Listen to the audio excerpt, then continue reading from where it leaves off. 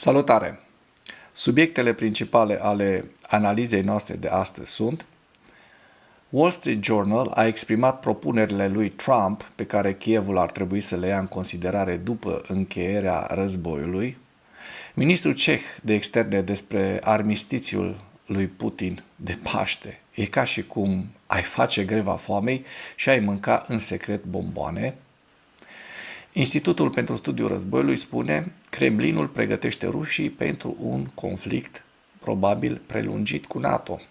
Discutăm și despre armistițiul, așa zisul armistițiul decretat de către Putin în ziua de Paști, care este încălcat. Ucrainenii spun: ne lovesc cu tot. Niciun semn de armistițiu de Paște al Rusiei, spun soldații ucraineni, și la final vă prezint hărțile Institutului pentru Studiul Războiului și Deep State. Institutul pentru Studiul Războiului spune că Kremlinul pregătește Rusia pe ruși pentru un conflict prelungit cu statele NATO. Autoritățile ruse militarizează societatea rusă, probabil pentru a justifica invazia Ucrainei și probabil pregătesc o posibilă înfruntare, un posibil conflict prelungit cu NATO. Kremlinul continuă să regândească narațiunile pe care oficialii ruși le-au folosit în mod repetat pentru a justifica intervenția Rusiei în Ucraina, căutând să militarizeze în continuare societatea rusă pe termen lung, probabil în pregătirea unui posibil viitor conflict prelungit cu NATO.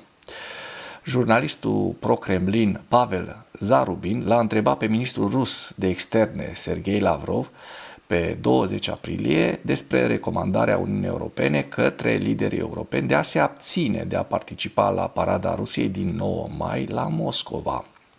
Lavrov a acuzat Uniunea Europeană că promovează ideologia nazistă, neonazistă în Europa și a spus că Rusia va depune toate eforturile pentru a se asigura că această ideologie nu ridică capul și va distruge nazismul odată pentru totdeauna. Ei vorbesc despre neonazism și despre nazism, ei care au pornit războiul, ei fiind statul agresor care a readus războiul în inima Europei în secolul 21. Deci să vorbești tu, care ești un criminal, despre alții că sunt criminali, mi se pare ceva de o ipocrizie și de un cinism cum numai Rusiei îi se poate atribui. Analiștii spun că comentariile lui Lavrov fac parte dintr-un efort de lungă durată a Kremlinului de a cita contribuțiile fostei Uniuni Sovietice la înfrângerea Germaniei naziste și mituri mai largi despre așa numitul Mare Război Patriotic, cum este cunoscut al doilea război mondial în Rusia, și, bineînțeles, pentru a denigra Europa și NATO. Potrivit experților, aceste eforturi vizează exacerbarea sentimentelor negative în rândul populației ruse și atragerea sprijinului pentru militarizarea societății ruse pe termen lung. Deci băieții ăștia se pregătesc de război cu noi, cu Europa. Da? Să nu avem niciun dubiu. Eu sper să ajungă în faliment înainte să ajungă la un război cu noi, dar și noi trebuie să ne pregătim de război cu ei. Pentru că nu e așa, dacă cineva te atacă, este bine să te aperi, nu să răstai ca o momâie. Și avem aici exemplu cel mai bun, exemplu Ucrainei, care de 3 ani și 3 luni, în jur de 3 ani și 3 luni, se apără cu o deosebită ferocitate și cu un patriotism extraordinar. Raportul adaugă că liderul rus Vladimir Putin și alți înalți oficiali ai Kremlinului folosesc în mod regulat termenul vag de denazificare pentru a cere schimbarea regimului în Ucraina și instalarea unui guvern prorus, unui guvern fantomă prorus. Și Putin a folosit afirmațiile conform cărora naziștii ar controla guvernul ucrainean pentru a justifica o invazie pe scară largă a Ucrainei în februarie 2022. Deci naziștii spun de ăștia la alții care se apără că sunt naziști. Ipocrizie și cinism made in Russia. Wall Street Journal a exprimat propunerile lui Trump pe care Kievul ar trebui să le ia în considerare după încheierea războiului. Ia să vedem noi ce propuneri ne bagă trompetarul. Eu nu cred că sunt niște propuneri prea bune, dar hai să vedem. The Wall Street Journal a menționat în articolul său că Statele Unite așteaptă un răspuns de la Kiev, în special în ceea ce privește recunoașterea Crimeei ca fiind Rusiei. Și mai precis ce spune The Wall Street Journal, Ucraina este sub presiune săptămâna aceasta pentru a răspunde unei serii de idei de anvergură din partea administrației Trump cu privire la modul de a pune capăt războiului din Ucraina, inclusiv potențiala recunoaștere de către Statele Unite ale Americii a ocupației Crimeei de către Rusia în 2014 și respingerea de către Kiev a aderării la NATO. Oameni buni, deci Statele Unite ale Americii în 1994, alături de Rusia și de Marea Britanie, au semnat un memorandum la Budapesta în care se obligă, așa scrie în memorandum, în acordul acela, când Ucraina și-a predat întregul arsenal nuclear, peste 200 de focoase nucleare Rusiei, și oamenii ăștia, inclusiv Statele Unite ale Americii, se angajau că sunt garanți ai securității. Rusia, Statele Unite și Marea Britanie. Ei se angajau că sunt garanți ai securității Ucrainei. Rusia, am văzut și noi ce cuvântare, dar în momentul de față vedem că și Statele Unite ale Americii au uitat de integritatea, că așa scria în acordul ăla, în memorandum, să apere securitatea și integritatea teritorială a Ucrainei. Se pare că și Statele Unite ale Americii calcă pe urmele Rusiei și nu-și mai respectă cuvântul dat, nu-și mai respectă semnătura, acordurile.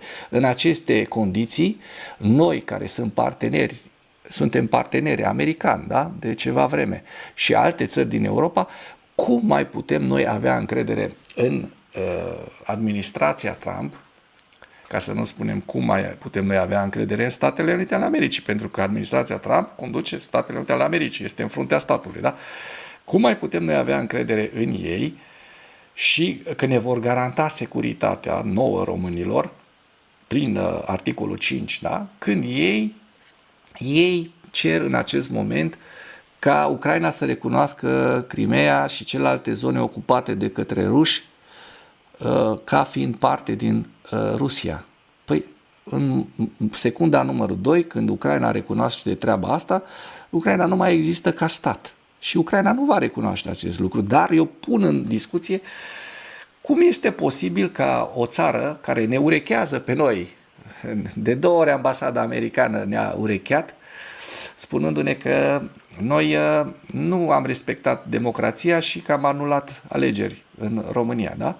Când ei, de fapt, nu respectă cuvântul. Noi ce am făcut? Am anulat niște alegeri trucate, niște alegeri fraudate, niște alegeri care duceau către, bineînțeles, către o lovitură de stat. Ei vorbeau de lovitură de stat, georgeștii și aurarii vorbesc de lovitură de stat, că de fapt ei dădeau o lovitură de stat.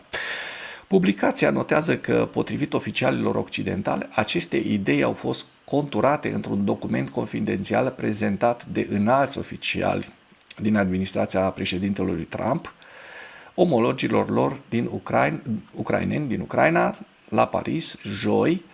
Acestea au fost de asemenea împărtășite cu înalți oficiali europeni la o întâlnire din această după amiază. Statele Unite ale Americii așteaptă acum răspunsul Kievului, care se așteaptă să vină la o întâlnire a oficialilor americani, ucraineni și europeni la Londra în cursul acestei săptămâni.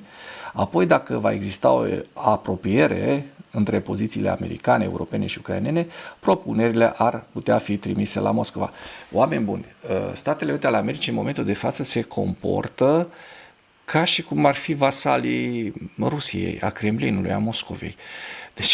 Deci după ce ne înțelegem noi aici între noi, trimitem la înalta poartă, care înalta poartă este Rusia. Păi chiar ne-am tâmpit cu toții ucrainenii, eu nu cred că o să accepte așa ceva. Iată, cineva care îmi place foarte mult, ministrul ceh de externe despre armistițiul lui Putin, este ca și cum ai face greva foamei și ai mânca în secret bomboane. Ministrul ceh de externe, Jan Lipavsky, a comparat declarațiile Rusiei despre o presupusă încetare a focului în Ucraina cu consumul de bomboane în timpul unei greve a foamei declarate. Le-a zis-o bine omul ăsta. Lipavsky, în emisiunea de duminică a CNN Prime News, spune că este ca și cum ai face greva foamei între micul dejun și prânz și ai continua să mănânci în secret bomboane. Ministrul a criticat nerespectarea de către Rusia a armistițiului de Paște declarat de către conducătorul Kremlinului, Vladimir Putin. Vedem că bombardarea continuă, Ucraina raportează că a avut loc o serie de atacuri, așa că încetarea focului astfel declarată este mai mult o cascadorie din media decât o realitate. Hai să spunem adevărul, este o minciună, un lucru fals. Vă vedea imediat și pierderile rusești în Ucraina, care au scăzut într-adevăr, dar sunt destul de mari. Lipavsky a mai remarcat că Rusia refuză să fie de acord cu încetarea focului de 30 de zile, la care Ucraina a fost deja de acord. Putin nu a fost niciodată de acord cu acest lucru și a început să propună alte condiții. Trebuie să ne uităm la realitate, nu la cuvinte, a spus ministrul, menționând că dacă Rusia nu ar fi vrut război, un război nu ar fi început. De aceea, acum, singura șansă este ca Ucraina să se poată apăra cu succes, astfel încât Rusia să nu-și atingă obiectivele prin mijloace militare, crede diplomatul. Și hai să vedem despre ce vorbim în propoziție, despre ziua 1153 a războiului din Ucraina, în care, așa cum se vede, rușii au pierdut 670 de militari, 2 tancuri, 2 vehicule blindate de luptă, 10 piese de artilerie. Deci pierderile s-au cam înjumătățit, dar există. Așa că greva foamei, așa cum zicea ministrul ceh Lipavsky, nu există o încetare, un armistițiu în Ucraina, din păcate. Mergem mai departe la o știre foarte, foarte interesantă, care demonstrează că rușii nu respectă armistițiul pe care tot ei l-au dat liderul lor suprem, Putin, nu? Ne lovesc cu tot, niciun semn de armistițiu de Paște al Rusiei, spun soldații ucraineni. Președintele Putin a anunțat un armistițiu de Paște începând cu 19 aprilie, susținând că acesta va testa sinceritatea Ucrainei în continuarea negocierilor de pace, dar dincolo de linia frontului, soldații ucraineni au declarat pentru Kyiv Independent că încă nu au văzut niciun semn al acestuia. Începutul de Paște trebuia să intre în vigoare la orele 18 pe 19 aprilie și să dureze până la miezul nopții pe 21 aprilie. Cu toate acestea, lovituri rusești cu drone, FPV, au cauzat mai multe victime civile în Herson. Un voluntar implicat în evacuări relatează că a fost vizat de 3 drone FPV. Un voluntar implicat în evacuări relatează că a fost vizat de 3 drone FPV, iar trupele ucrainene continuă să se confrunte cu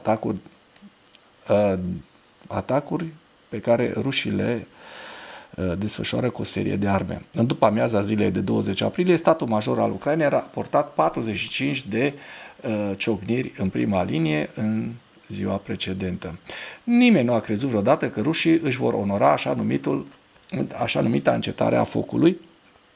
Nimeni nu-și lasă garda jos, suntem vigilenți și pregătiți. Deocamdată ordinele noastre sunt să observăm și să documentăm, a declarat Bandera, un soldat care servește în direcția Sumă pentru Kyiv Independent. Deși a fost liniște până dimineața, forțele ucrainene din direcția Sumă au observat că forțele ruse, folosind drone pentru a pune mine peste drumuri, mai multe explozii ar putea fi auzite în depărtare, iar activitatea de recunoaștere rămâne ridicată, a adăugat Bandera. Unitățile de infanterie și artilerie ucrainene resping de asemenea o serie de atacuri rusești în regiunea Donetsk din estul Ucrainei.